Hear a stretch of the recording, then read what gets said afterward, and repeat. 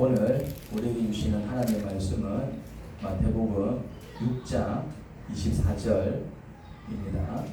아무도 두 주인을 섬기지 못한다. 한쪽을 미워하고 다른 쪽을 사랑하거나 한쪽을 중히 여기고 다른 쪽을 업신여길 것이다. 너희는 하나님과 재물을 아울러 섬길 수 없다. 아멘. 자, 여기서 말하는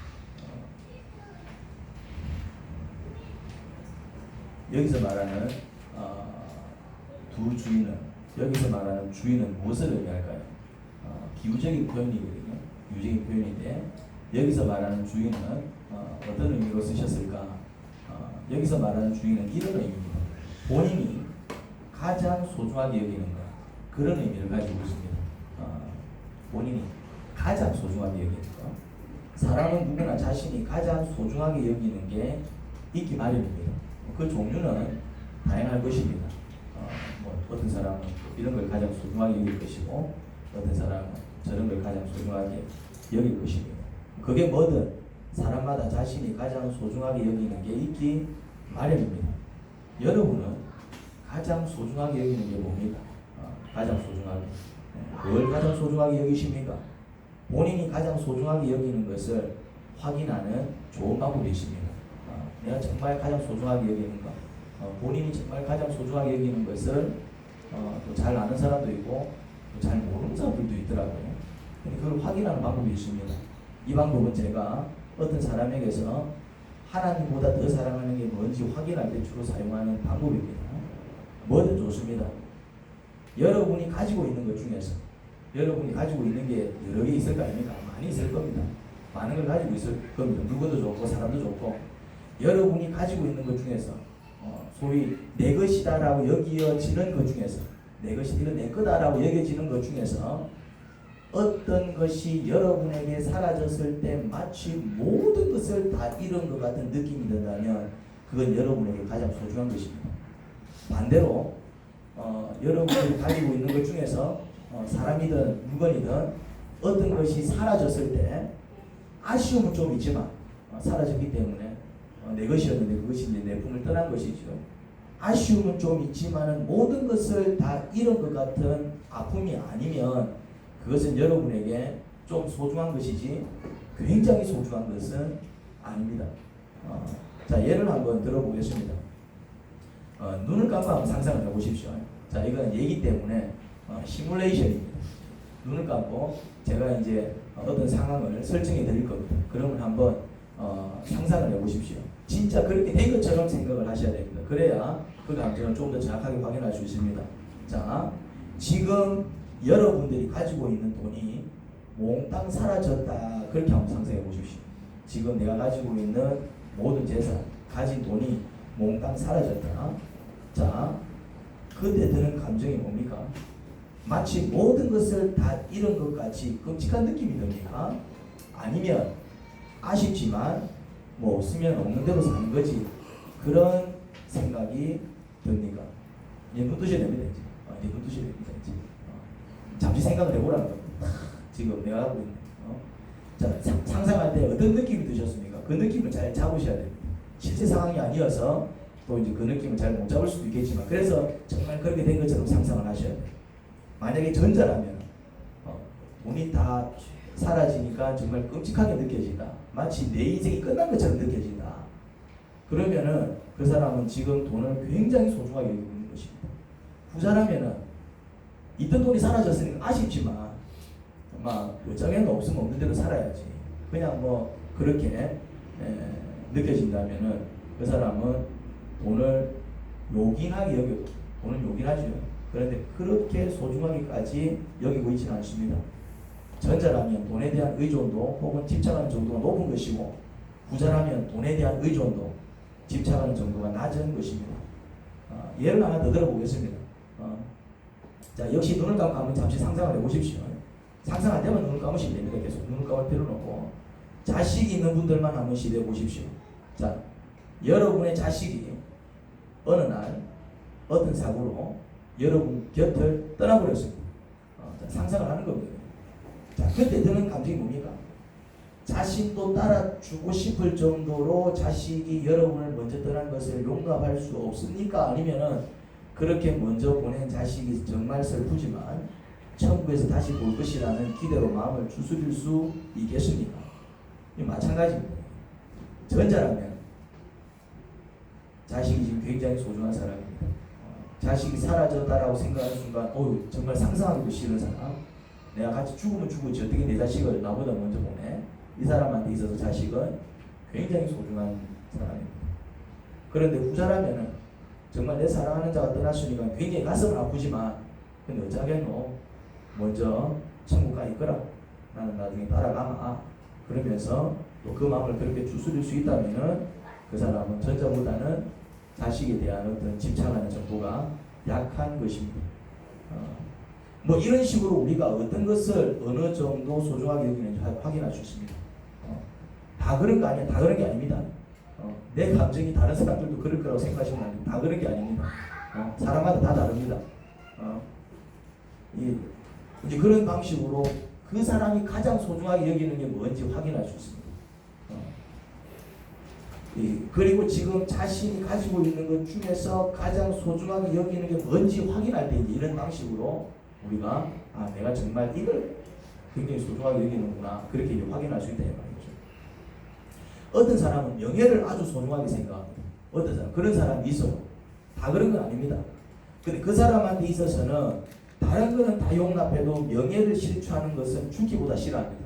그 사람은 명예를 가장 소중하게 생각하는 사람입니다. 그 사람은 자신의 명예가 실추될 것 같으면 차라리 자살을 합니다. 그런 사람들이 있다니까. 이해가 안 되죠.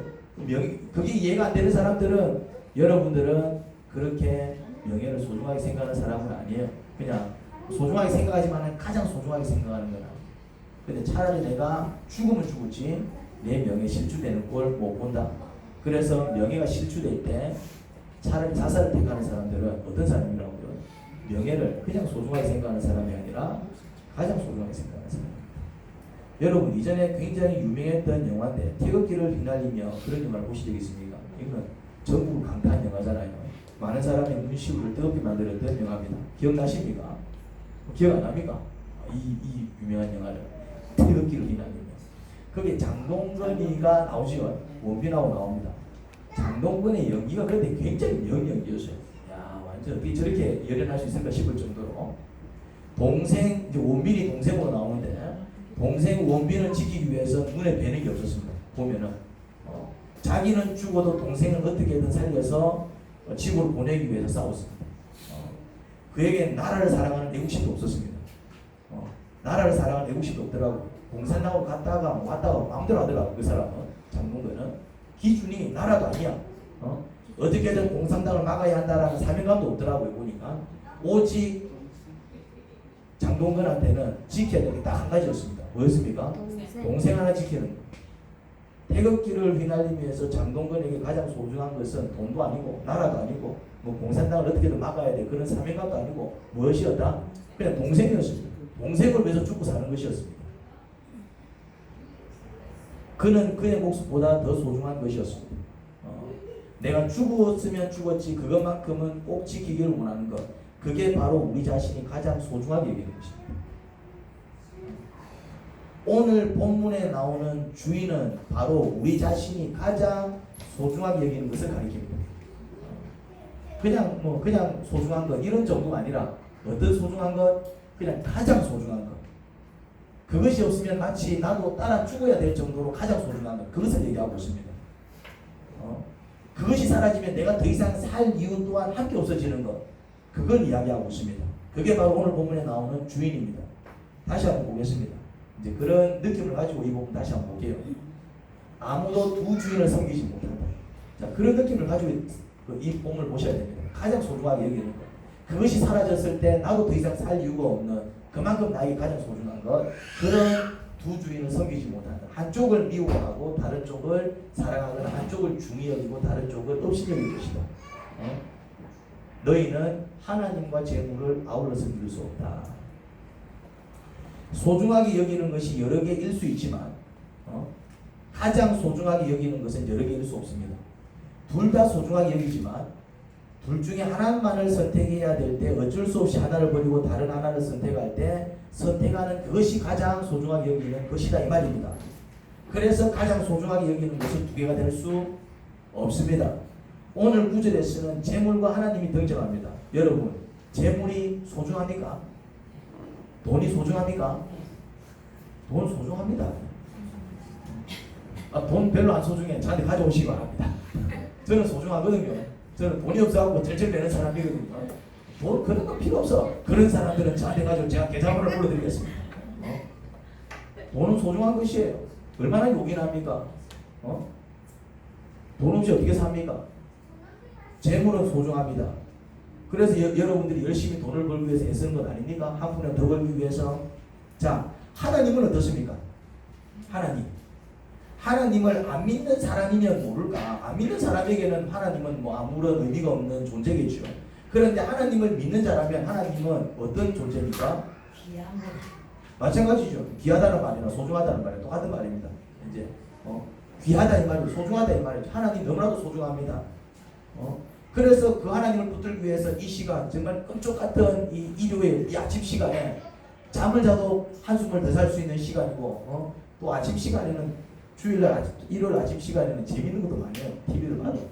그리고 이제 사람들이 뭐 등산이다 뭐다 쉬는 날이다 보니까 뭐 낚시다 뭐다 이렇게 뭐 모임도 많습니다. 그런 금쪽 같은 이 시간에 그런 거 다 제쳐놓고 주일날 하나님을 붙들겠다고 나온 이유가 뭡니까? 하나님이 소중하니까. 그러니 둘 다 붙들겠죠. 돈도 소중하니까 돈도 열심히 벌어야 되는 것이고 하나님도 소중하니까 그 하나님을 붙들기 위해서 예배를 드리는 것입니다. 자, 그런데 둘 다 소중하기 때문에 둘 다 지키지만은 둘 중 하나를 선택해야 하는 상황에서는 뭘 선택하시겠습니까? 이제 이래 되는 겁니다. 그때 이제 가장 소중한 게 나온다 이 말이죠. 그때 둘 다 소중하지만은 그러면 둘 중에 하나만을 선택할 수밖에 없는 상황이 되었을 때는 이제 뭘 선택하겠냐 이 말입니다. 그 선택에서 좀 차이가 나더라 이 말이에요. 그때는 뭘 선택할까요? 뭘 선택할까 사람들이? 하나님을 선택할까요? 돈을 선택할까요? 뭘 선택할까 사람들이? 아니 선택해야지가 아니라 내가 지금 그걸 묻는 게 아니고 뭘 선택할까요 사람들이? 가장 소중하게 여기는 것을 선택합니다. 그 사람한테 있어서 둘 다 소중하지만은 하나님이 더 소중하면은 나는 돈도 소중하지만은 하나님이 더 소중하면은 하나님을 선택하는 것입니다. 그런데 나는 하나님도 소중하고 돈도 소중하지만은 나한테는 돈이 좀 더 소중하면은 그때는 돈을 선택한다 이 말이죠. 둘 다 선택할 수 있을 때 둘 다 선택하겠죠. 둘 다 소중하니까. 그런데 둘 중에 하나만을 선택할 수밖에 없는 상황이 되었을 때 뭘 선택할까요? 뭘 선택한다고요? 내가 좀 더 소중하게 생각하는 거. 그러니까 그건 이제 가장 소중한 것이겠죠. 여기서 질문 하나 하고 넘어가겠습니다. 여러분에게 하나님은 가장 소중한 분이십니까? 아니면 소중한 여러 개 중 한 분이십니까? 쉽게 말해 가장 소중하게 여기는 것은 따로 있고 하나님은 그 다음 소중한 여러 개 중 하나입니다. 어떻습니까? 이걸 고민해봐야 돼. 이걸 고민시키는 본문이다 이 말입니다. 이 본문은 지난 시간에 생명나무와 선악과 나무에 대한 이야기를 했습니다. 오늘 설교는 지난 시간 설교를 들어야 이해가 됩니다. 연속되는 설교이기 때문에 지난 시간 설교를 못 들으신 분들은 유튜브 들어가면은 제 설교가 있습니다.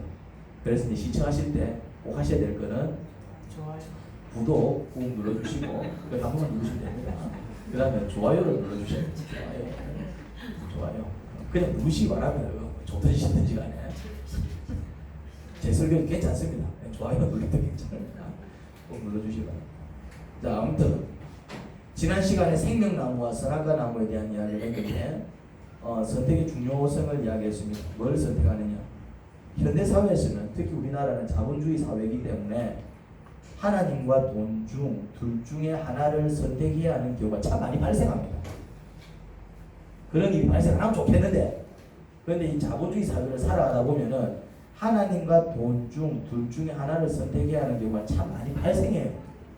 예를 들면 이런 겁니다. 하나님께 기도하는 시간, 예배하는 시간은 전혀 보장받지 못하지만 월급이 많은 직장. 하나님이 기도하는 시간, 예배하는 시간은 충분히 보장받지만 상대적으로 월급이 적은 직장. 자, 어느 직장을 선택하실 겁니다. 이 어느 선택이 내가 사는 선택이고 어느 선택이 내가 주는 선택입니다. 좀 더 와닿게 조금 이야기를 하겠습니다. 월급이 600만 원 줘. 이 일은 600만 원이에요. 그런데 이 일은 또 그만큼 일이 많아가지고 뭐 이렇게 개인적으로 하나님께 뭐 기도를 드린다든지 뭐 예배 드리는 거 힘들어요. 주일 빼먹을 때가 많고 새벽 기도는 뭐 더 뭐 가기 힘들고 일이 많다 보니 600만 원 주니까 600만 원 주니까 이런 직장이 있어요. 여기서 콜이 들어온 거야. 하시겠습니까? 조건은 좋아, 대우는 좋아, 월급은 세. 그런데 뭐다? 일이 많아가지고 주일도 이제 부르면 가야 되는 직장인 거예요. 그리고 이제 뭐 새벽 기도 농도도 못 내고 그런 직장인 것입니다. 다른 직장은 한 월급이 한 250만 원 정도 됩니다. 250만 원. 그럼 이게 600하고 250원 이게 막 차이가 크지요. 대신 이제 이 250원 그래도 이제 주일은 보장해주고 뭐 이렇게 아침 시간도 보장을 해주는 개인 시간을 보장해주는 그게 내가 이제 새벽에 이제 얼마든지 기도할 수 있고 주일을 성수할 수 있습니다. 어느 것을 선택하실랍니까? 이런 느낌이 확 오지 이제. 이런 느낌이 확 오지요. 이게 현실이다 이 말이에요 이게. 그래도 새벽에 기도할 수 있고 주일을 잘 성수할 수 있는 250만 원짜리 직장을 택하실랍니까? 아니면은 이게 막 주일 성수는 좀 어렵지만 그래도 먹고 사는 게 중요한데 아침에 뭐 기도하는 건 더더욱 어렵고 빨리 출근해야 되니까 아니면 늦게까지 야근해야 되기 때문에 아침에 일어나는 건 어렵고 여러분 같으면 어떤 직장을 선택하겠냐 이게 현실이다 이 말이에요. 자 그러면은 누가 더 잘 살까요? 자 이제 실제적인 얘기를 해보면 누가 더 잘 살까요? 전자요 후자요?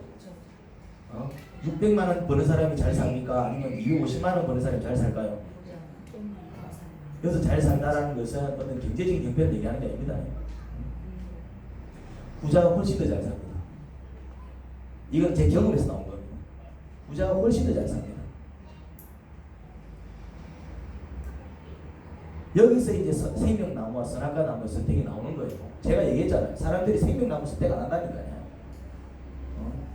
생명나무 선택을 지 사는 선택을 안 한다니까요. 어떤 선택을 한다고요? 그럼 지 죽는 선택을 합니까? 아닙니다. 어떤 선택을 한다고요?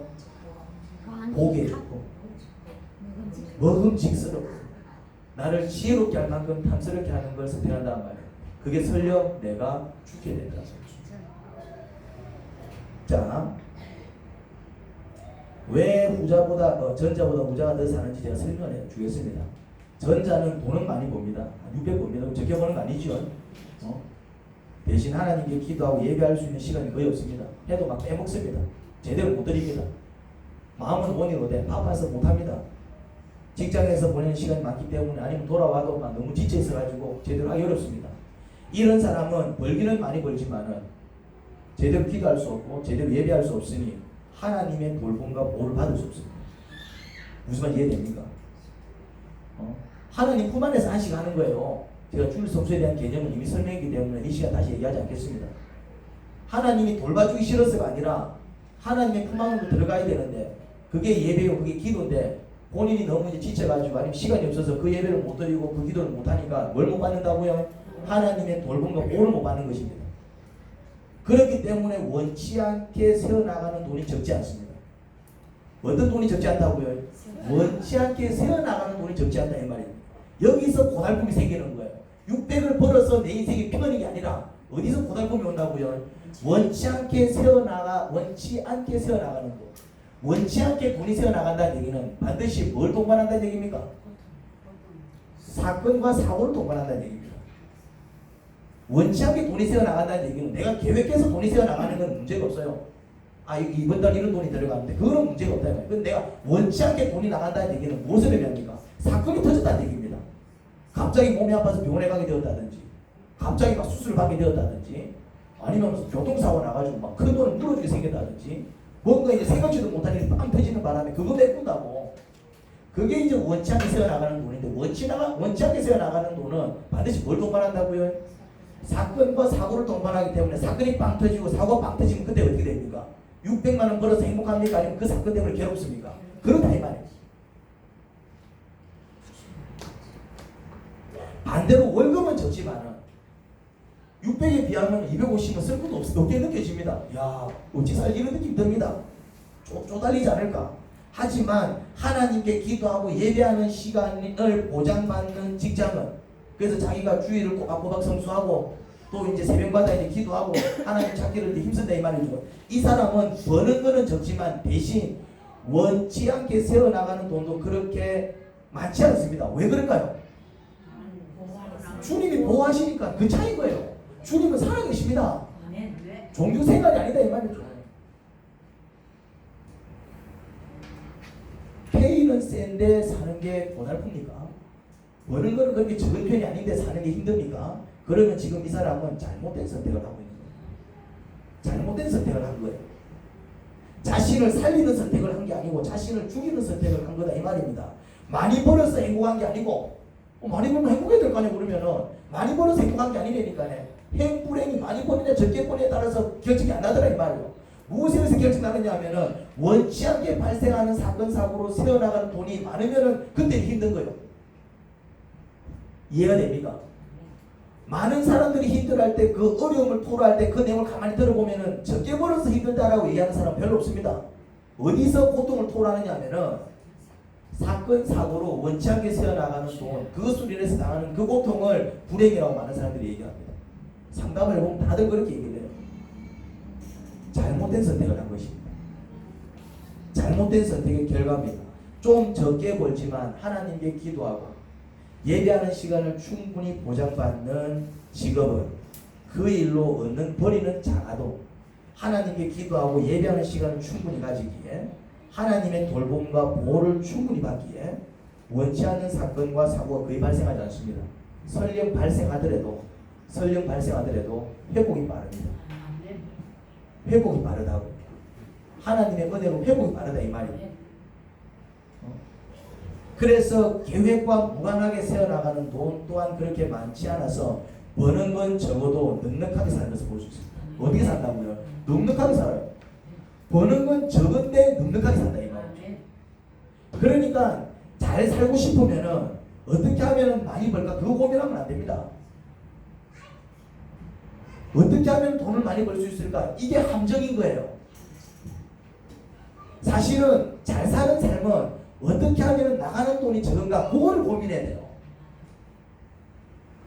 1000만 원 벌어도 900만 원 나가면은 이게 사는 게 힘들다 이 말이죠. 200~300만 원 벌어도 나가는 게 없으면은 쓰고도 남는 데니까네. 그 원리를 모르는 거예요. 그 원리를. 사람들은 얼마나 많이 버느냐 그걸 본다 이 말이죠. 능력. 근데 그거 보면 안 됩니다. 그게 그 사람의 행불행을 결정하는 게 아닙니다. 그 사람이 실제적으로 삶 속에서 정말 원치 않게 세워나가는 돈이 얼마나 그걸 보셔야 됩니다. 그게 많으면 많을수록 그 사람은 불행한 것입니다. 그게 그렇게 많지 않으면은 그냥 순탄하게 행복하게 평안하게 살아가는 것입니다. 근데 사람들이 그걸 못 보더라 이 말이죠. 왜 못 본다고요? 호황직도 하고 이게 막 먹음직도 하고 막 지혜롭게 할 만큼 탐스럽다. 이런 경우가 있습니다. 벌이도 시원찮은 거다. 벌이도 시원찮아. 버는 것도 짓골이 많게 벌어. 그러면서도 하나님께 기도하고 예배하는 일까지 소홀히 하면 이거는 버는 것도 적고 하나님의 돌봄과 보호를 받지 못해 세어나가는 돈도 적지 않을 테니 이때는 이제 더 비참한 거예요. 더 비참한 거예요. 하나님과 재물 둘 중에 하나를 선택해야 하는 상황이라면 반드시 하나님을 선택하셔야 됩니다. 표현을 오해하시면 안 됩니다. 뭐 돈을 버리라, 뭐 돈을 벌지 마라, 뭐 돈은 쓰리. 제가 지금 그런 얘기 하고 있지 않습니다. 돈은 분명히 소중한 것입니다. 돈은 벌어야 됩니다. 이해가 됩니까? 돈은 나쁜 게 아닙니다. 근데 문제는 뭐냐? 돈과 하나님 둘 다 내가 선택할 수 있으면 좋지만은 그러면 돼. 그런데 현대 사회, 특히 자본주의 사회는 둘 중에 하나를 선택할 수밖에 없는 상황들이 자주 발생해요. 그때는 먹고 싶어도 참고 뭘 선택해야 된다고요? 이 원리는 이가 똑같습니다. 12시, 밤 12시 누군가가 통닭을 시켰을 때 이거를 먹어야 될 것인가 말 것인가 이 원리가 똑같다니까. 먹고 싶지. 그거 한 번 먹는다고 먹으면 됩니까 안 됩니까? 왜 안 됩니까? 무슨 말인지 이해됩니까? 이 원리다 이 말이죠. 이 원리다. 그런데 사람들은 먹습니까 안 먹습니까? 왜 먹습니까? 이거 먹으면 내 몸에 해로워. 잘 빠면 먹는 거 아니야. 이런 생각 때문에 안 먹습니까? 아니면은 보암직도 하고 먹음직도 하고 이거 안 먹으면 내 인생 정말 후회스러울 것 같으니 뭘 잡니까? 먹습니다. 거기다 뭐까지 곁들여서 맥주까지 곁들였습니다. 그럼 끝나는 거예요 그러면. 그래놓고 그 다음날 속쓰리다는 또 배가 왜 이래 나왔다는 건가? 잘못된 선택의 결과다 이 말입니다. 사는 선택을 하셔야 됩니다. 재물을 얻기 위해서 하나님을 포기하는 것은 죽는 선택입니다. 재물은 요긴합니다. 우리가 아프면 병원에 가서 치료를 받을 수 있도록 도와줍니다. 돈 없으면 치료 못 받습니다. 그래서 돈이 소중합니다. 돈이 있어야 치료를 받을 수 있다 이 말이죠. 그런데 하나님은 우리가 아프지 않고 건강하게 살도록 지켜주십니다. 할렐루야. 이 원리를 잡으셔야 돼요. 재물은 요긴합니다. 그래서 사건이 발생하고 사고가 발생했을 때 돈이 있으면 머리는 좀 아파도 어떻게든 그 돈으로 사건 사고를 해결할 수 있습니다. 돈 없으면 사건이 터졌을 때 이거 정말 비참해집니다. 그래서 많은 사람들이 돈을 좋아해요. 그런 이유 때문에 돈이 소중한 건 맞아요. 그래서 돈을 벌어야 됩니다. 하지만 하나님은 그런 사건 사고가 발생하지 않도록 지켜주십니다. 이 원리를 붙잡아야 된다니까. 여러분, 돈이 있으면 병원에 가서 치료를 받을 수 있는 건 사실이지만 병원에서 치료를 받아야 한다는 말은 이미 건강을 잃었다는 것 아닙니까? 돈이 있으면 사건 사고가 발생했을 때 그 돈으로 해결을 볼 수 있겠지만은 사건 사고가 발생했다는 것 자체가 이미 삶이 순탄하지 않으면 뜻하지 않습니까? 그리고 문제가 생길 때마다 돈으로 해결하다 보면 언젠가 그 돈이 바닥나지 않겠습니까? 한계를 보여요. 그리고 돈이 많은 문제를 해결할 수 있지만은 돈으로 해결할 수 없는 문제도 있다 이 말이에요. 그때는 무너지는 거예요. 돈을 버리라는 얘기가 절대 아닙니다. 돈을 벌지 말라는 얘기도 절대 아닙니다. 하나님을 포기하면서까지 돈을 벌려고 하지 말라는 것입니다. 중요한 원리입니다. 하나님을 포기하면서까지 돈을 벌려고 하지 마시기 바랍니다. 그게 잘못된 선택이다. 내가 죽는 선택입니다. 하나님과 재물, 어쩔 수 없이 둘 중에 하나를 선택해야 하는 상황이라면 반드시 하나님을 선택하라는 것입니다. 그때는 하나님이 생명나무가 되는 것이고 재물은 선과 악을 알게 하는 나무가 되는 것입니다. 그런데 하나님을 선택하면 살지만 재물을 선택하느라고 하나님을 포기하게 되면 죽게 됩니다. 하나님이 죽이시는 게 아닙니다. 많은 사람도 그렇게 생각해요. 하나님이 죽이시는 게 아니라 자신의 잘못된 선택으로 그런 비참함을 경험하는 것입니다. 물론 그때는 하나님께서 얼마든지 그 비참함을 경험하지 않도록 지켜주실 수 있지만은 그럼에도 불구하고 그냥 그 비참함을 당하도록 내버려 두십니다. 그래서 하나님께서 죽게 하시는 것처럼 느껴져요. 근데 그거는 하나님께서 안 지켜주신 것은 맞지만은 하나님께서 안 죽을 수도 있는 나를 억지로 죽이신 건 아닙니다. 나의 잘못된 선택이 죽음을 가지고 온 것이다. 그리고 그렇게 운명을 정해놓으신 분이 누구라고요? 하나님입니다. 왜 그럴까요? 하나님을 바르게 섬기고 예배하라고. 처음부터 우리가 지어진 목적이 그것입니다. 자, 마태복음 10장 29절 30절 한 가지 보겠습니다. 예수께서 말씀하셨다. 내가 진정으로 너희에게 말한다. 나를 위하여 복음을 위하여 집이나 형제나 자매나 어머니나 아버지나 자녀나 몸밭을 버린 사람은 지금 이 세상에서는 박해도 받겠지만 집과 형제와 자매와 어머니와 자녀와 몸밭을 100배나 받을 것이고 오는 세상에서는 영원한 생명을 받을 것이다. 중요한 말씀입니다. 뭐라고 얘기합니까? 자, 여기에 등장하는 집, 여기에 등장하는 형제 자매, 부모, 몸밭은 무엇을 의미할까요? 무엇을 의미하겠습니까? 자, 여기에 등장하는 집, 형제 자매, 부모, 몸밭은 어떤 의미를 가지고 있을까요? 국내 속에서 찾아내야 됩니다. 뭐라고요? 그렇죠. 사람들이 소중하게 여기는 일반적인 종류입니다. 소중하게 여기는 내 집을 마련하기 위해서 평생 수고하지 않습니까? 그렇지 않아요? 내 집을 집 한 채 마련하려고 평생 수고하지 않습니까? 소중한 것이다 이 말이죠. 특별한 경우가 아니라면은 내 가족을 끔찍하게 여기지 않습니까? 물론 또 특별한 경우에 가족을 되게 싫어하시는 분들도 있더라고요. 근데 내가 볼 때 특별한 경우고 일반적으로 형제 자매 가족은 어떤 존재입니까? 보통 일반 사람들이 가장 소중하게 여기는 그런 존재 중 하나죠. 부모에게 상처를 너무 받아서 부모랑 아예 밥 삼고 사는 사람이 아니라면 되게 자기 부모를 끔찍하게 챙기죠. 소중한 것이다 이 말이죠. 고대 사회에서 논밭은 오늘날로 치면 돈벌이가 잘 되는 사업장에 비교될 수 있을 것입니다. 고대 사회에서 논밭이라는 것은 결국 오늘날도 참 이렇게 땅을 가지고 있는 사람들 유지라 그러잖아요. 오늘날도. 그런데 고대 사회에서는 이 논밭이 가지는 의미가 오늘날 땅이 가지는 의미보다 더했습니다. 왜? 그때는 이 논밭이 전부였잖아요. 거기서 모든 수입을 얻었고 논밭을 가지고 있는 사람들이 큰 소리 쳤고 그렇지 않으면 다 소작농으로 살아야 됐었고 고대 사회에서 논밭은 오늘날 어떤 개념이냐면은 정말 돈벌이가 잘 되는 그런 사업장에 비교될 수 있습니다. 그런 사업장이라면 그런 논밭이라면은 소중한 것 아닙니까? 누가 그런 것을 쉽게 버리겠습니까? 쉽게 버리면 소중한 게 아니지. 쉽게 버릴 수 없는 일반 사람들이 소중하게 여기는 그런 일반적인 종류를 지금 열거하고 있는 것입니다. 또 쉽게 버려서는 안 됩니다. 자, 열심히 일해서 마련한 집을 도박판에서 쉽게 날려먹어도 됩니까? 쉽게 버려서도 안 돼요, 사실은. 자기 가족을 돌보지 않는 자는 불신자보다 더 악하다고 성경은 분명히 얘기하고 있습니다. 가볍게 여기서는 안 된다. 소중한 게 맞습니다, 사실은. 가족은. 부모는요, 부모를 공경하지 않으면 율법에서는 어떻게 하라고 얘기하고 있습니까? 뭐라고요? 사형시키라고 얘기하고 있습니다, 율법은. 부모를 업신여기고 부모에게 욕하고 부모에게 잘못하는 사람을 어떻게 하라고요? 사형시키라고 얘기하고 있습니다. 그 정도로 율법은 부모 공격에 대해서 엄격하게 가르치고 있습니다. 논밭은요, 돈벌이가 잘 되는 사업장은 하나님이 주신 축복입니다. 돈을 잘 벌어야 헌금도 많이 할 수 있고 불쌍한 사람도 많이 도울 수 있지요. 하지만 하나님과 그것들 중 하나를 선택해야 하는 상황 속에서는 반드시 하나님을 선택해야 된다 말입니다. 그 얘기를 하고 있는 겁니다.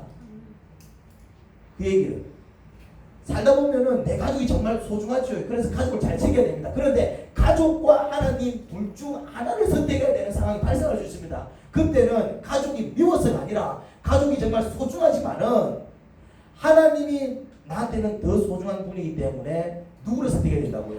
하나님을 선택할 수 있어야 됩니다. 부모 소중하지요. 나를 낳아서 길러주신 분인데 그 부모를 함부로 하면 됩니까? 하지만 하나님과 부모 둘 중에 하나를 선택해야 되는 상황이 발생했을 때는 어떻게 된다고요? 하나님을 선택하셔야 됩니다. 그게 사는 선택이라니까. 사업장, 내가 어떻게 일군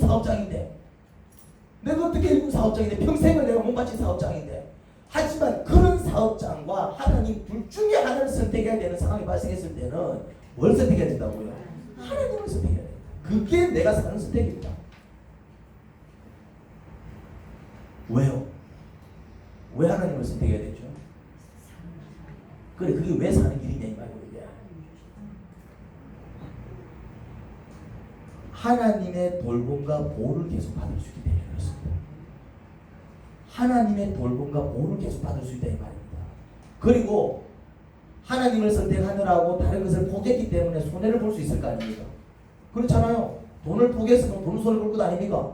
내가 그 돈 얻을 수 있었는데 사업을 포기하게 되면 내가 그만큼 사업이 어려워질 것 아닙니까? 손해를 본다 이 말입니다. 내가 하나님을 선택하느라고 집을 포기하게 되면은 하나님 때문에 또 그만한 어떤 손해를 보게 될 것 아닙니까? 하지만 하나님을 선택하느라 본 손해는 하나님께서 반드시 갚아주십니다. 아멘. 여기에 놀라운 반전이 있다 이 말입니다. 하나님을 선택하느라고 포기한 것은 하나님께서 어떻게 하신다고요? 갚아주시는데 어떻게 갚아주신다고요? 100배로 갚아주신다. 여기에 반전의 비밀이 있는 거예요.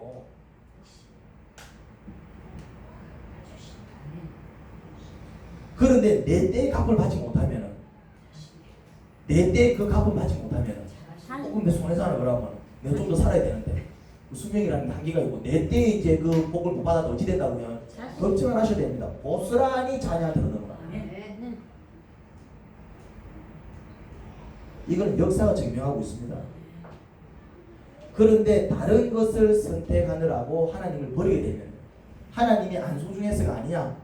하나님보다 더 소중하게 여기는 것 그걸 지키겠다고 하나님 죄송해요 하고 하나님을 놓쳐버리는 순간 일단 하나님의 보호와 돌봄을 받을 수 없기 때문에 원치 않는 사건과 사고가 연속 발생합니다.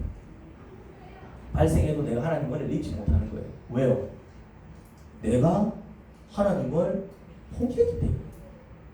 하나님이 도와주기 싫어서가 아니라 내가 뭐 했다고요? 내가 이거 지키겠다고 하나님을 포기했기 때문에 어떤 사건과 사고가 발생할 수밖에 없는 상황 속에서 하나님의 보호를 받기보다는 그냥 그 사건을 당하는 거예요.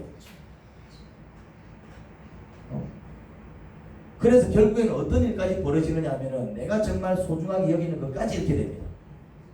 그렇게 가더라고요. 한번 잘 생각해 보십시오. 여러분들이 건강을 잃거나 아니면 어떤 사건 사고로 곤혹을 치렀을 때 그때 반드시 다른 어떤 것을 위해 하나님을 포기한 적이 있었을 겁니다. 진짜 그렇습니다. 진짜 그렇다니까요. 중요한 약속을 위해 주의를 성수하지 않을 거예요. 일부러 주의를 성수하지 않은 게 아닙니다. 여러분이 정말 바라고 원하는 것을 하기 위해서 주님과 약속한 기도 시간 혹은 묵상 시간을 외면했거나 평소에는 기도해, 평소에는 묵상해요. 그런데 정말 원하고 바라고 정말 소원하는 게 딱 생겼을 때 늘 기도하는 건데 늘 묵상하는 건데 그러면서 주님 만나는 시간을 외면하고 뭘 쫓아갔다고요? 내가 정말 바라고 원하는 것 그것을 위해 주님의 종으로 살겠다고 결단한 사람이 목장 모임이나 영혼을 구원하는 중요한 사명을 가볍게 여기고 본인이 더 소중하게 여기는 일을 쫓아갔을 겁니다. 살펴보면 딱 그 나옵니다. 100%입니다. 이거는 매 순간마다 하나님을 먼저 선택하고 그 다음에 자기 일을 하는 사람은 매 순간마다 선택을 해야 되는 매 순간마다 하나님을 먼저 선택하고 그 다음에 자기 일을 하는 사람은 반드시 생각이 쭉 오르게 됩니다. 첫째는 몸이 건강하고 둘째는 마음이 평안하고 셋째는 삶이 순탄합니다. 이것도 역사가 증명하고 있습니다. 이것도 제 얘기가 아닙니다. 그런데 나름대로 신앙생활을 잘하는 것 같은데 몸이 건강하지 않거나 마음이 평안하지 않거나 삶이 순탄하지 않는 사람은 나름대로 신앙생활을 잘하고는 있겠지만 결정적인 순간에는 하나님이 아닌 다른 것을 선택했을 가능성이 없습니다. 딱 원인이 그거라니까요. 여러분 힘들 때만 하나님을 찾는 신앙생활에서 벗어나십시오. 되게 그런 분들은 힘들 때는 또 하나님을 간절하게 찾아요. 문제가 빵 터졌다든지 몸이 아프다든지 뭐 사건이 생겼다든지 그때는 또 이제 새벽 기도를 또 나오기 시작하고 또 그때는 또 예배를 또 열심히 드리기 시작하고 또 막 하나님을 찾기 시작합니다. 안 하던 금식도 막 하기 시작합니다. 물론 힘들 때 하나님을 찾으면 위로해 주십니다. 하나님은 내 버리고 갈 때는 되고 막 됐다 이러시는 분은 아니에요. 찾아오면 언제든지 용서하시고 하나님은 몇 번 용서하신다고요? 7번? 70번? 몇 번 용서하신다고요? 49번. 이제 490번. 그래. 490번. 주님은 그렇게 용서하시는 분이기 때문에 잘못을 반성 안 하면 계속 혼을 내시지만은 죄송해요. 잘못해서 용서해 주세요. 회개하는 순간에는 언제든지 용서하시고 다시 회복시켜 주시는 하나님이십니다. 그리고 또 간절하게 하나님을 붙들면은 언제 그랬냐는 듯이 다시 회복을 시켜 주셔요. 하지만 힘들어진 이유는 뭘까요? 왜 그런 일이 반복될까요? 하나님과 다른 뭔가를 선택해야 하는 상황 속에서 하나님을 선택하지 못했다는 뜻입니다. 그런 사람은 나름대로 열심히 신앙생활을 해도 고통과 회복을 반복하는 안타까운 신앙생활을 하게 됩니다. 이런 신앙생활을 하는 사람을 뭐라고 얘기합니까? 어린아이 신자라 그런다. 이런 신앙생활을 하는 사람을 어린아이 신앙이에요. 고통을 당했다가 다시 주님 천국에 의지 없어서 회복되면 또 이제 살아남고 이제 지조대로 살다가 또 막 고통당하고 하는 건데 이런 사람 뭐라고 그런다고요? 우리는 신앙이 좋다라고 얘기하는데 좋은 신앙이 아니고 이런 사람을 어린아이 신앙이에요. 신앙은 이 하나님을 찾는 거 보니까. 그런데 이런 패턴이 반복되는 사람은 성숙된 신앙인이 아니고 어떤 신앙인이라고요? 어린아이 신앙이래요. 결단하십시오. 이제는 어떤 상황 속에서도 주일에 다른 일을 하지 않겠다고 결단하십시오. 하나님과 약속한 기도 시간, 묵상 시간은 어떤 경우에도 빼먹지 않겠다라고 결단하십시오. 차라리 밥을 한 끼 안 먹지. 그런 결단하는 차라리 내가 밥을 한 개 안 먹지. 내 사사로운 일을 위해 새벽에 기도하는 일을 소홀히 하지 않겠다. 결단하십시오. 차라리 기도 시간을 늘리고 기도 횟수를 늘리지 내가 기도를 빼먹는 일은 하지 않겠다. 그런 결단해라 이 말입니다.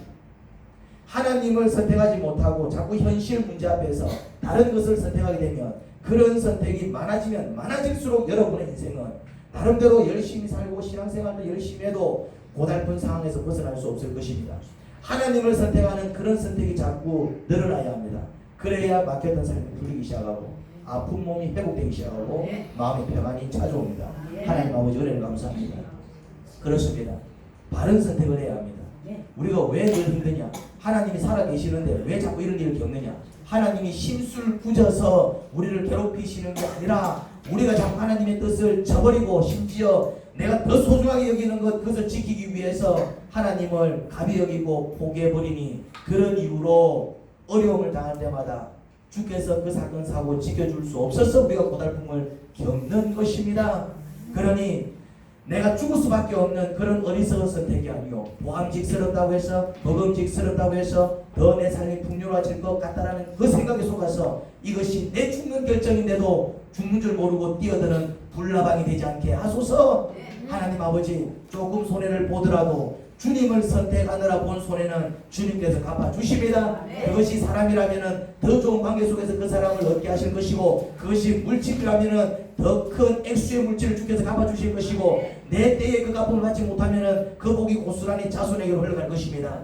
그러니 하나님을 선택해서 손해보지 않습니다. 오히려 오는 세상 다음 세상에서는 영생을 얻지 못할 자가 없다라고 주께서 약속하고 계십니다. 그러니 바른 선택을 하게 하소서. 말씀을 믿고 나가게 하소서. 예수님 이름으로 기도합니다. 아멘.